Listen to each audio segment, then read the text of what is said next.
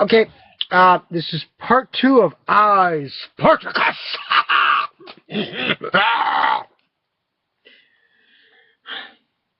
I've just finished basically season 3, which of course, unless they're going to go Disney-esque and, fictionalize this like they did with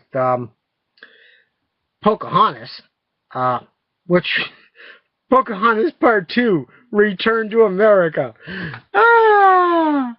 Really?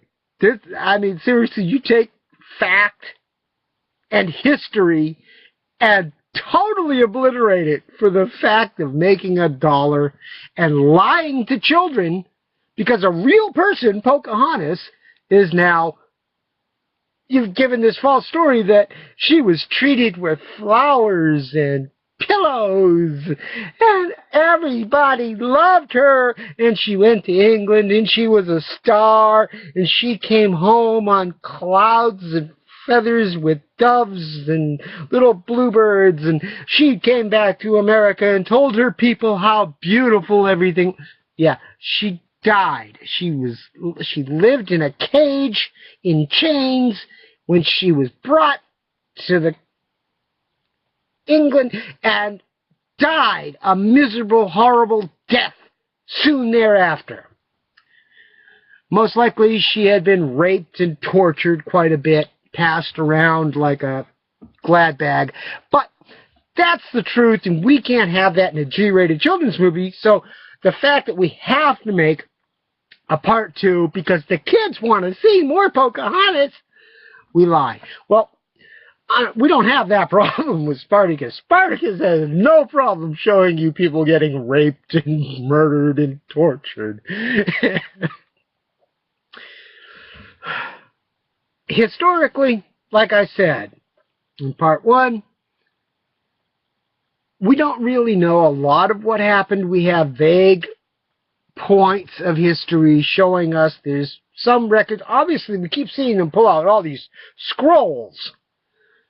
And this was like 2,100 years ago.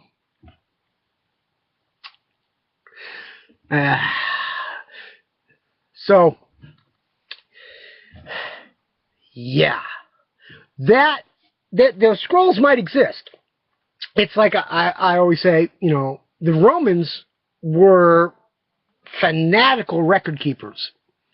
Scrolls and records and history, they kept all that stuff. They kept records. They wrote down everything that happened in courtrooms and stuff. So obviously there must be transcripts of the whole Jesus trial, because it was held by Rome. If it had been held by the local authorities,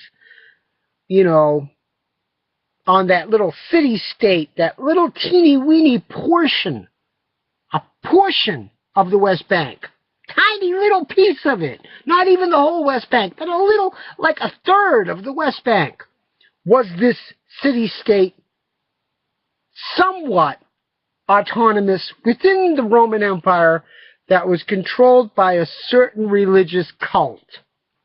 Not the rest of Palestine, not the rest of the West Bank, not the rest of the Middle East, just this little teeny-weeny portion of the West Bank.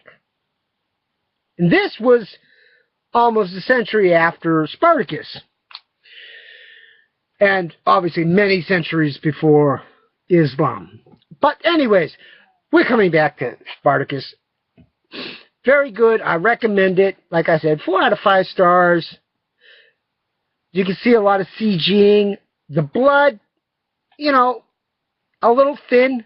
It looked like they took wine and mixed it with flour, but it didn't really look that solid. It looked very watery, and it looked very red.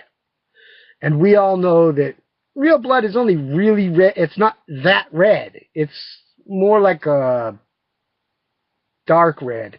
Mine can be black, purple, red, depending upon the blood test. But the fact is that, that, other than the blood, and some of the fight scenes, the posing, you got to catch that pose in slow motion. I mean, well, basically, since you know, obviously this rebellion was quelled, and I mean, you can see all the mistakes that Spartacus made in trying to organize this. He didn't send out satellites. He didn't create two separate armies which could build with multiple generals. He had three primary generals under his command, and he did not properly utilize them. So for all his ability to do these little random guerrilla moves, you know, and the fact that they try to create a lot of the dialogue, which is in modern context, trying to speak to this self-righteous social hoopla, well, I'm sure he wasn't that eloquent. I mean, he was not an uneducated person. He wasn't born a slave. And people don't understand that slavery was a lot different before the Anglo-Saxons took hold of it and made the type of slavery that they made, which was completely different than what the French and the Spanish and the Portuguese and the Italians and the Arabs and everyone else that had slaves up until a few decades ago. Well, legal slaves. Legal slavery has existed for tens of thousands of years, but that's a whole other. The fact is, they did sort of present how slavery was handled back then, and it was not much different. Romans could become slaves as well as everyone else in the Roman Empire. It was the same in Egypt. It was the same in Syria. It was the same in China, basically. It was definitely the same in Africa.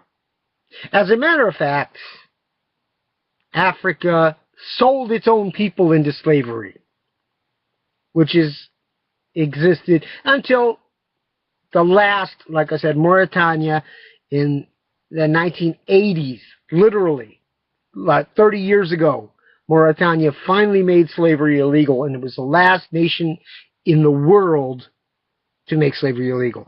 But that's a different type of slavery, and that was we're getting back to Spartacus. The rebellion, obviously, it was the third slave rebellion in Rome. This was before Rome became what it did. And we see the Julius Caesar on his first legs and being heavily disrespected. Anyways, I give it a thumbs up.